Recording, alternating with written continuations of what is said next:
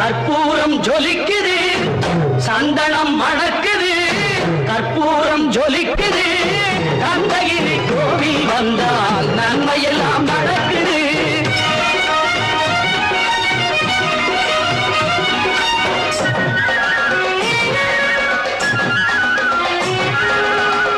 நித்தமும் பாலிலே நீராட்டுவோம், பச்சை நிறத்திலே பட்டா